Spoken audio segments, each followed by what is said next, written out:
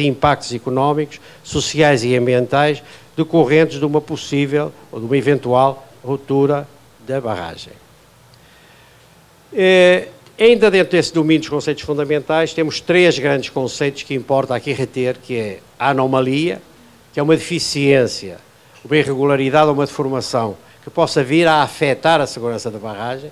Portanto, não é nada que já afetou, é qualquer coisa que possa vir a afetar. É importante detectar as anomalias antes que elas se transformem em acidentes, ou mesmo em incidentes.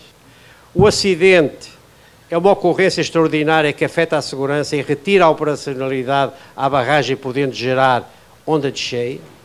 O Brasil tem muitos acidentes com barragens, vamos falar já nisso, e tem muitos acidentes com barragens, nem todas reguladas, nem todas de grandes dimensões, mas, eu irei falar um pouco mais à frente, em 1900, e eu disse há pouco, julgo eu já, em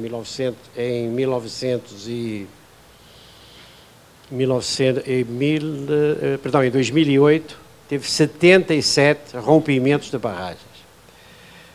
O incidente é uma ocorrência suscetível de afetar a funcionalidade da barragem, implicando medidas corretivas para evitar um acidente.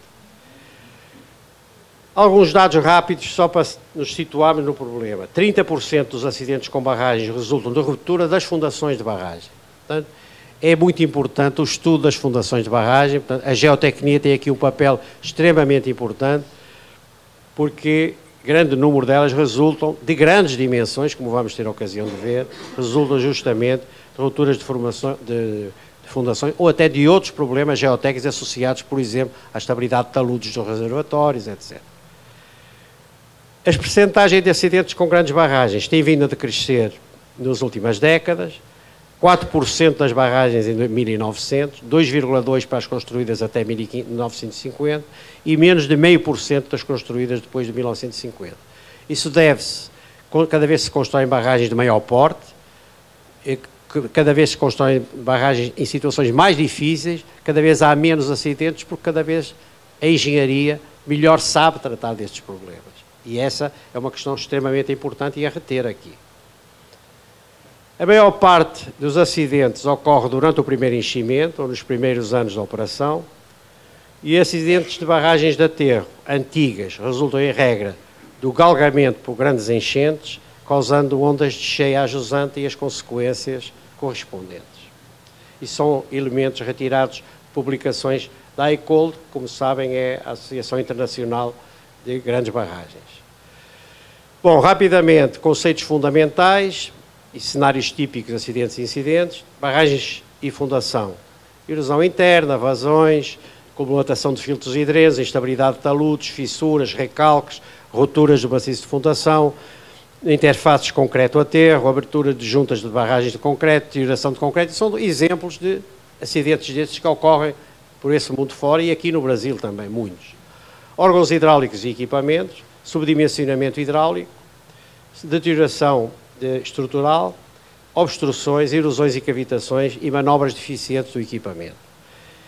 E reservatório, estabilização de taludes, infiltrações de água, vazões sólidas, assoreamento, portanto, e poluição da água. Eu procurei aqui listar quase a totalidade das causas que possam causar acidentes, só para terem uma ideia, digamos, do que eu estou falando.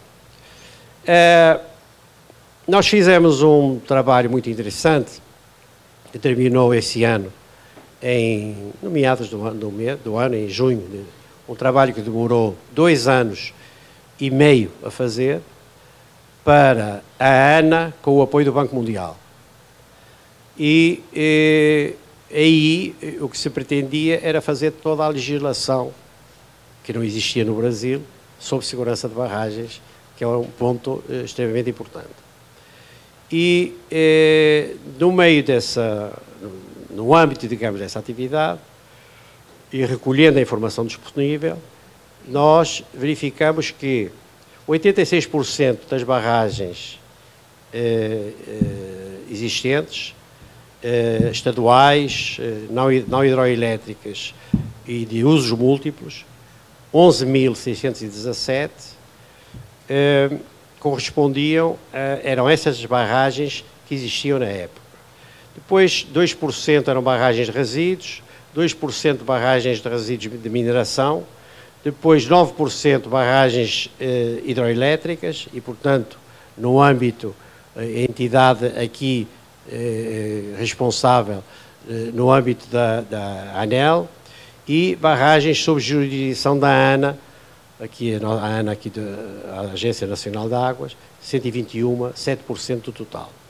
Olhando para esse quadro aqui ao lado, o que nós verificamos é que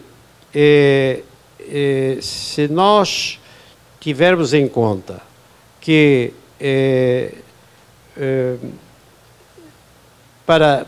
temos em abscissas aqui a área do reservatório e em ordenadas temos o volume do reservatório.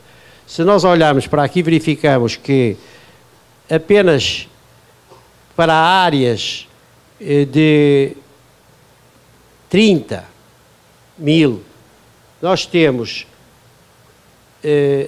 volumes de reservatórios da ordem de 1 milhão, mais ou menos, de metros cúbicos. Portanto, este estudo que se fez, que foi feito e nós recuperamos, área-volume, a maior parte das barragens que estão aqui consideradas, nesta parte inferior, são barragens muito pequenas.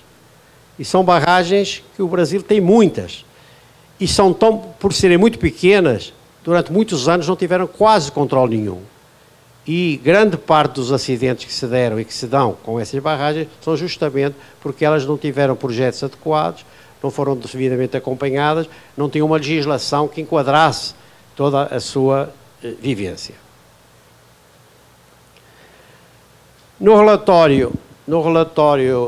documentos que produzimos para a ANA, com o apoio do Banco Mundial, procuramos as barragens cadastradas por uso principal em setembro de 2014. Já é uma coisa completamente diferente, recente agora.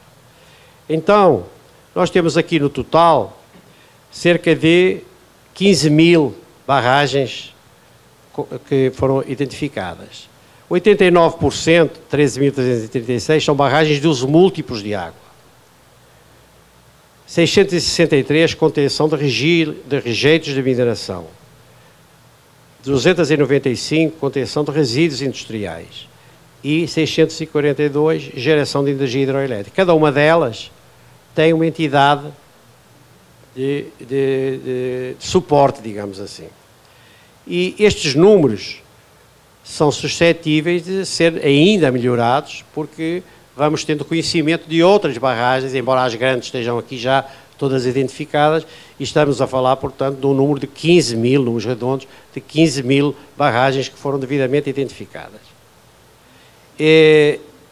Isto figura no relatório que fizemos, Segurança de Barragens, de 2014, que a ANA acaba de publicar. Portanto, estes elementos figuram, portanto, nós fizemos um relatório, a ANA fez, perdão, com os nossos elementos, e nós fizemos em conjunto o último, de 2014, a ANA produziu um relatório de segurança de barragens de 2014, de 2011, o segundo de 2012, 2013, e o terceiro, que é este de 2014, que está publicado na internet e, portanto, é de fácil consulta. Vale a pena referir rapidamente aqui algumas barragens que colapsaram no Brasil, para fazer uma referência a que grande parte destas barragens, uma boa parte destas barragens, são barragens de mineração. São barragens como algumas que estão aqui no fim, não é? Esta barragem, a última que está aqui, Fundão Santarém, de rejeitos, e que que está neste momento na ordem do dia, em relação à qual eu não vou fazer grandes comentários, mas vendo nesses 60 anos, todas estas barragens que colapsaram são de tipos diferentes e têm razões diferentes para colapsar. E todas elas, as que estão aqui, são barragens, grandes barragens, ou seja, aquelas que correspondem à definição da Comissão Internacional de Grandes Barragens, que são no mínimo 15 metros de altura, ou em casos especiais podem ter um pouco menos, e que têm um volume armazenado nos 3 milhões, os tais 3 milhões de metros cúbicos que eu referi, em alguns casos apenas consideram 1.000 milhões de metros cúbicos armazenados. Temos aqui recentemente este pacote, estas barragens, que no final, esse pacote da barragem em Minas Gerais, estas barragens, verdadeiramente, só a do Fundão é que teve uma ruptura a sério. Durante vários dias, na mídia, apareciam as duas e fissuras na barragem montante, mas finalmente a barragem de Santarém, que aliás não era uma barragem de armazenamento de resíduos de minerais, da exploração, era uma barragem de armazenamento de água para ajudar a respectiva exploração mineira, e mais pequena, não chegou a romper totalmente. Quer dizer, houve uma parte da crista da barragem que foi afetada, mas não chegou a romper. A barragem do Fundão, sim, e a barragem do Fundão tem, como saberão e como leem aqui, enfim, estão cá, também leio, diariamente tenho acompanhado esses assuntos, 55 milhões de metros cúbicos de volume armazenado, dos quais 40 saíram para Jusante, galgaram, passaram por cima da barragem de Santarém, e de todas estas que aqui estão, espero não me enganar no que vou dizer, tenho quase a certeza do que vou dizer, a mais fatal de todos os acidentes. Neste momento, em relação a este acidente, estão confirmadas mortes de 11 pessoas e estão 12 desaparecidas. Estavam mais, mas 2 ou 3 apareceram dizendo, não, eu tinha ido às compras, já voltei, já retornei.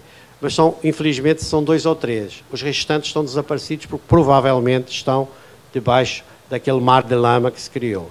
E estão 1.000 pessoas desalojadas, 1.000 pessoas desalojadas e localizadas e colocadas pelos donos das minas nos hotéis e pousadas da região. Portanto, esta situação é uma situação que resulta em grande parte, ou em grande parte destes casos, de projetos menos bem feitos, noutros casos, de acompanhamentos deficientes, e neste caso aqui, que estamos falando, em último lugar, é estranho porque os donos desta exploração mineira, de Minas Gerais, os donos são, no Brasil, julgo que é a segunda maior empresa, estamos falando naval do Rio Doce, tirando a Petrobras, julgo que é a segunda, e a australiana parceira é a maior da Austrália. E houve verificações várias ao longo do tempo, a última tinha sido em julho passado, uma avaliação da segurança das barragens, etc. Acontece que as consequências foram extremamente graves, do ponto de vista social, pela morte dessas pessoas todas, ambiental, só não é mais grave porque é mineração de ferro e, portanto, o material em si não é tão grave, e desde domingo passado que estes sedimentos se passeiam pelo mar ali em frente à costa do Espírito Santo. Portanto, essa situação é, de facto, uma situação muito grave, com consequências extremamente fatais, diria assim, e com custos que ninguém sabe de calcular neste momento.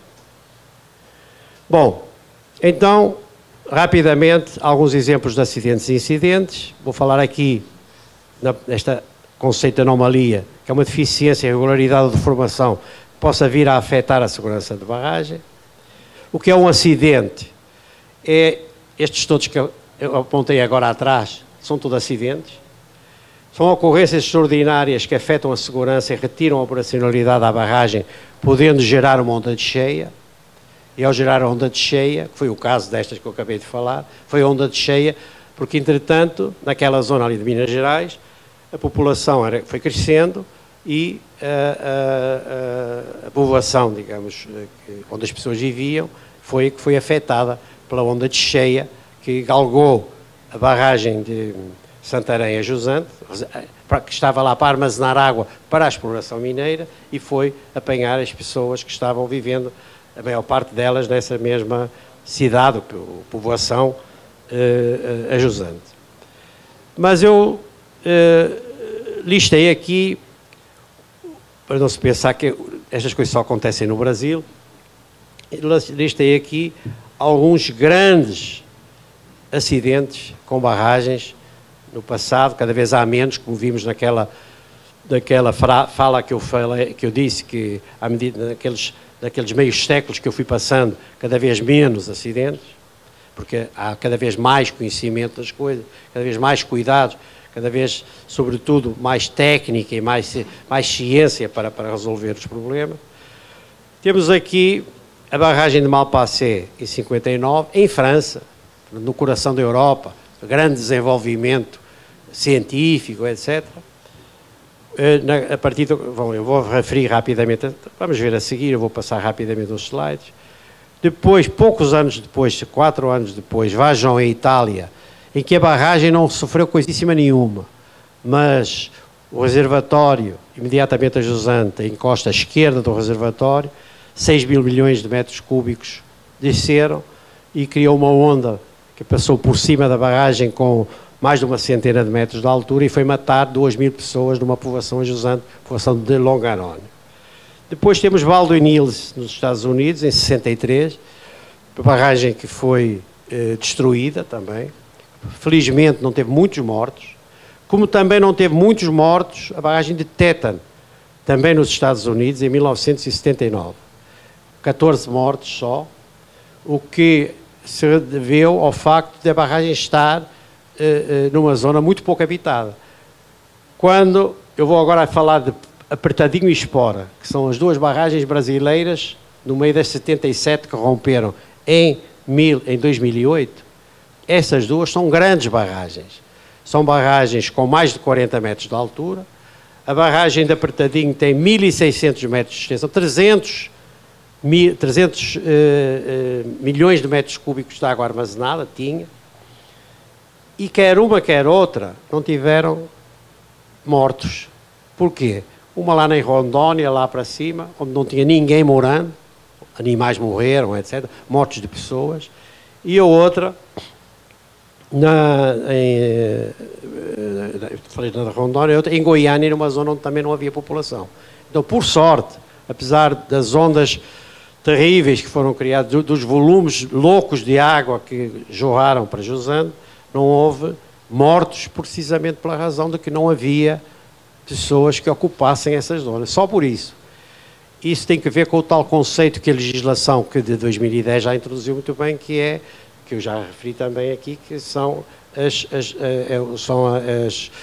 o dano potencial. E o dano potencial tem que ver com a ocupação, essencialmente com a ocupação a jusante. Pode ser de pessoas ou pode ser de bens. Portanto, o dano potencial é um conceito que enriqueceu muito por essas razões que eu estou referindo.